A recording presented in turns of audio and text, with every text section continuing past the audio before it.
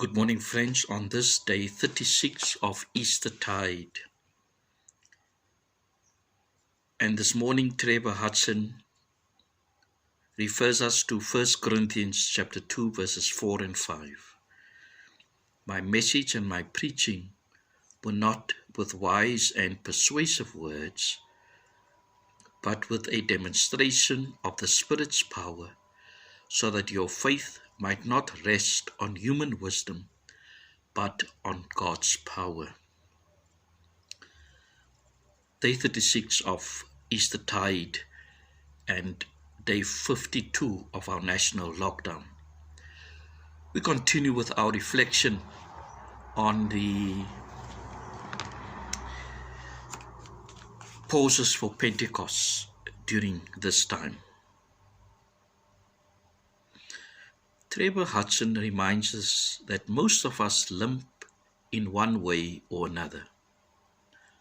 Our limp could be something physical, an addiction to some substance, an emotional wound from the past, or a quirk of personality, or a problem in a relationship. Whatever it is, our Achilles heel continues to remind us that we are not totally whole and healthy.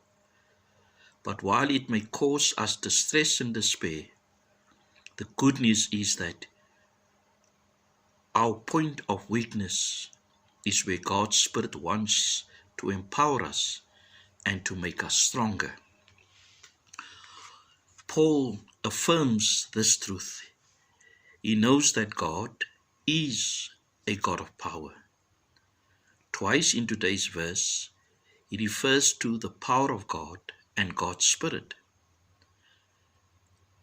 But he also knows that God's power will be shown in his weakness. We know by his own admission that he is not eloquent and captivating as a public speaker. Yet he is convinced that God can work miracles in spite of his limp. He reminds us concerning his struggle with his own thorn in the flesh, that the Lord has said, "My grace is sufficient for you, for my power is made perfect in weakness." 2 Corinthians 12, verse 9. He asks us a question. How would you describe your own limp or your own Achilles heel? We don't have to hide it, pretend that we have life altogether, or allow our limp to disqualify us from God's work. It is precisely at this point of weakness that we can become spiritually strong.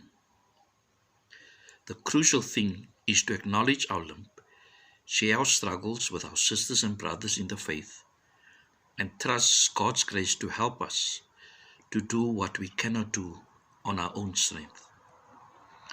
Our lives can become, like Paul's life, an example of the Spirit's power.